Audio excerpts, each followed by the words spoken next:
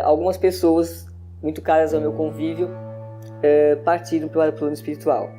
Eu passei uns 16 anos em um tipo de luto. A Rádio Boa Nova e a TV Muito Maior, elas são aquela companhia da qual você precisa e que te leva para a frente e te põe para cima nos momentos em que você procura respostas. Perceba essa necessidade de renovação.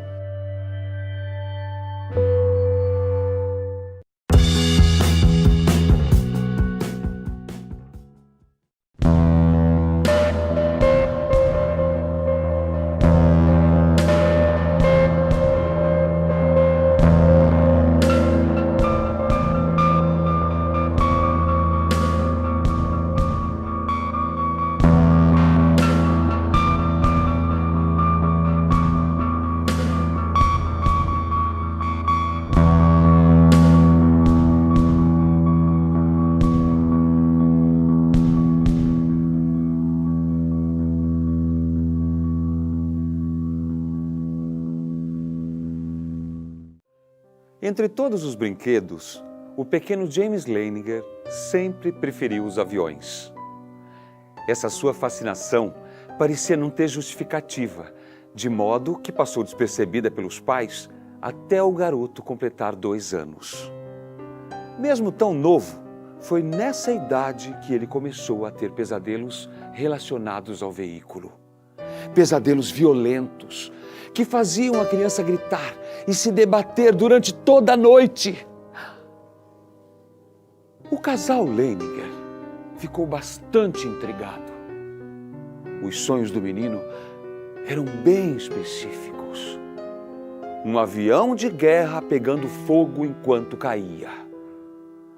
Andrea e Bruce, que nunca assistiram nenhum documentário ou filme desse gênero na frente do filho, não conseguiam entender de onde vinham essas imagens.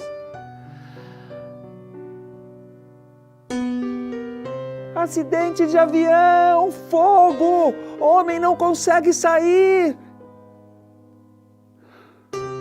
Aos poucos, as palavras do menino foram compreendidas. Mas os pais continuavam sem saber o seu significado. Onde o menino tinha visto essa cena? James foi crescendo e sua ligação com a aviação e o meio militar não parou. Com apenas 3 anos de idade, ele usava expressões como verificação pré-voo. Os compartimentos eram os compartimentos que compunham uma aeronave. Seus pesadelos também não pararam. Pelo contrário, estavam cada dia pior e aconteciam com mais frequência. Andrea sentiu realmente alarmada quando James passou a repetir durante o dia os gestos que fazia no sono. O pai Bruce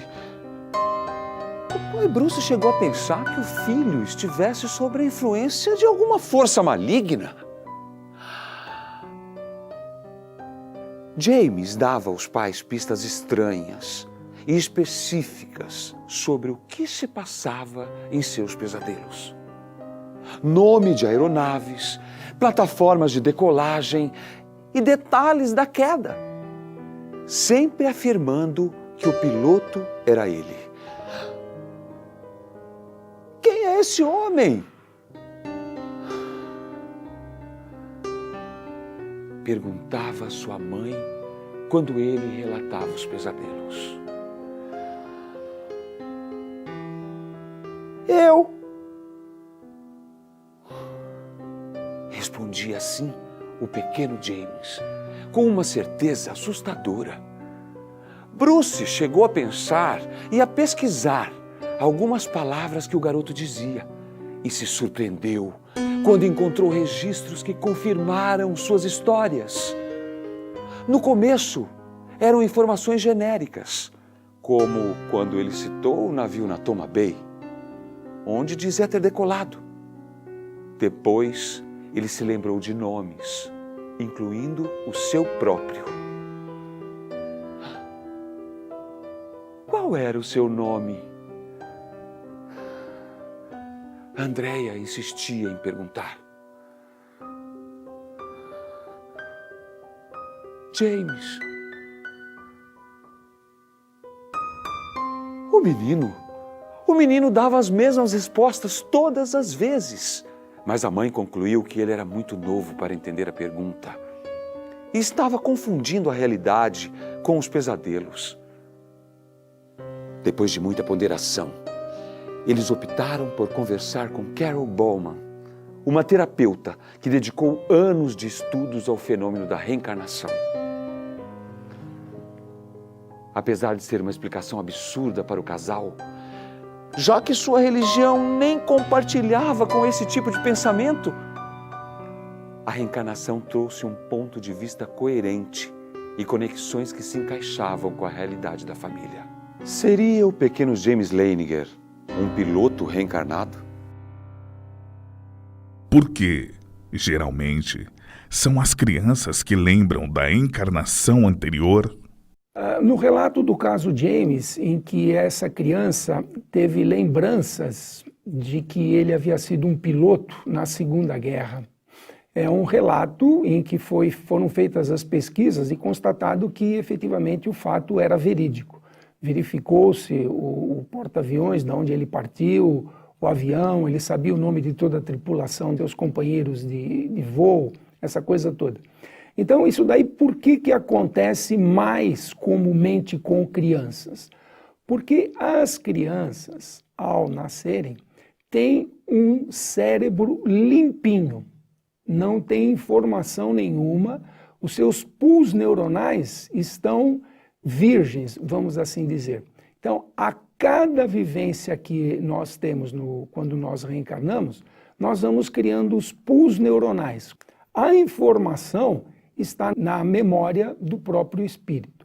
Então, as crianças, por terem um cérebro 0 quilômetro, o espírito dela, que é um espírito velha, acessa as informações que tem na sua memória do espírito e exterioriza isso como um fato novo. Então ela armazena, ela cria esse pool neuronal e aí ela relata, resgatando informação que ela tinha na vida anterior.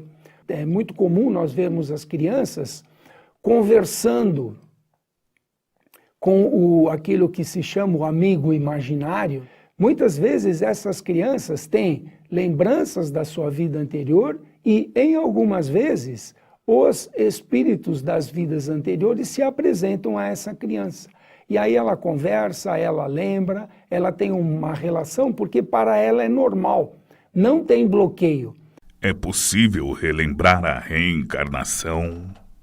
O grande questionamento sobre a reencarnação é o porquê não nos lembramos do que fomos nas vidas anteriores. Esse tópico do esquecimento do passado é uma ferramenta que nós dispomos para que possamos viver mais livremente esta nossa atual encarnação. Porque se nós lembrássemos de tudo o que aconteceu conosco, nós ficaríamos vivendo no passado e não no presente. Quando nós ficamos presos ao passado, a gente fica, mas se eu fosse desse jeito, eu seria melhor. Se eu fizesse isso, não teria acontecido aquilo. Isso é um fator limitante das nossas ações. O esquecimento do passado nos dá condições de nós decidirmos o aqui e agora, sem se preocupar com o que foi feito e da forma que foi feito. Existem marcas físicas de reencarnação? Muitos de nós recorremos a terapias, a busca do que nós fomos. E de que vai nos servir isso? A meu ver, de nada. Porque o que foi, já foi. E se nós ficarmos presos a esse passado, nós teremos limitações nessa vida atual. O importante é o que nós podemos fazer aqui e agora. A busca do passado é só nós verificarmos as nossas tendências. sem que haja necessidade de fazer grandes estudos de aprofundamento do passado. Evidentemente que marcas do passado servem para que nós possamos avaliar o nosso presente, mas é só verificarmos as nossas tendências, que é tudo aquilo que nós temos arquivado dentro do nosso próprio espírito, né? A memória é do espírito, não é do cérebro. O cérebro é a ferramenta que nós utilizamos para materializar o pensamento, que é algo extremamente abstrato. Então, quando nós fizermos uma introspecção e verificarmos as nossas tendências, aí sim nós saberemos o que nós fomos, porque o que nós fomos é a capacidade que nós temos de realizar. A gente só faz o que sabe. Então, tudo que eu sei, tudo que eu aprendi ao longo de toda a minha existência. E isso que dá o fundamento para eu formar a minha atual personalidade. E essa atual personalidade, para aqueles que têm medo de mudar de ideia, nos amarra. Então, a minha personalidade, ela é mudada a cada instante. Porque quando eu vivencio algo novo, esse algo novo vai fazer com que eu modifique a minha forma de ser, a minha forma de pensar. Então, o passado já passou. A preocupação deveria ser o aqui e agora. E o futuro? Por que nós não nos preocupamos com o futuro, e sim com o passado? O futuro nós podemos construir, o passado já foi. Então, voltar ao passado, a meu ver, é dar um passo atrás. Essas marcas ficam no nosso cérebro? Quando nós reencarnamos, nós moldamos o nosso corpo. A responsabilidade pela constituição do corpo, esse corpo atual, é do próprio espírito reencarnante. Então, como é que funciona esse processo?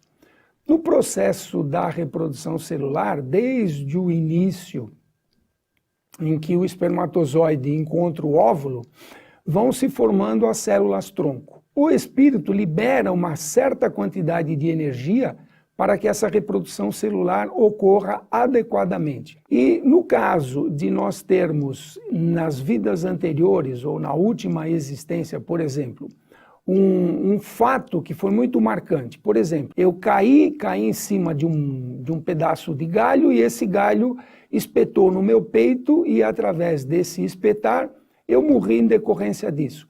Esse fato foi muito marcante para mim. Agora imagine que no processo reencarnatório, eu, espírito reencarnante, me lembre daquele fato.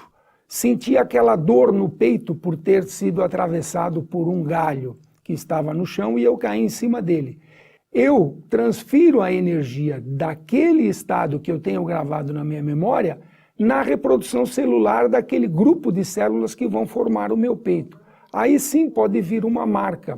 Há casos em que um paciente que tinha dificuldade de se comunicar nessa atual encarnação, durante o sono, ele sonhava e falava em alemão.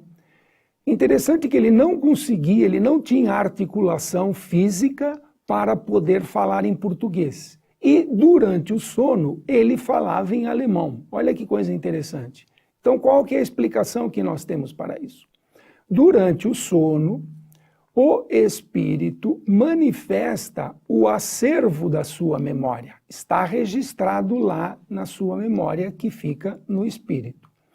Ele tem o controle, nessa determinada circunstância, para acessar o seu arquivo. Ele já sabia falar alemão, então ele manipula o seu físico, articulando e saindo as palavras no idioma alemão. Coisa que ele não consegue fazer em sã consciência. Então, a gente faz uma divisão. Eu tenho algo que nós chamamos de zona lúcida, que é aquilo que eu trago para reflexão, e informações que estão no meu inconsciente, que eu não trago para reflexão. Naquele instante do sono, ele traz isso à reflexão e ele fala. E por que ele não faz isso durante a vida inteira enquanto ele está no estado de vigília?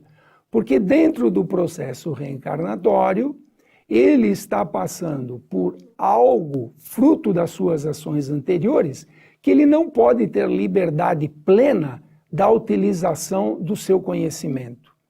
Porque se ele tivesse agora reencarnado com todas as condições físicas e mentais que ele teve na vida anterior, ele seria exatamente o mesmo indivíduo. Então suponha que ele tenha sido um carrasco nazista, por exemplo, e ele não mudou a forma de pensar, ele aqui reencarnado agora repetiria tudo aquilo que ele fez. Por isso que nós temos o esquecimento do passado, que na codificação é chamada o véu do passado, que algumas vezes são liberadas para funções específicas. E se fosse possível conquistar novamente aqueles que se foram? Juntos nós podemos. Invista neste canal. Invista em um mundo melhor.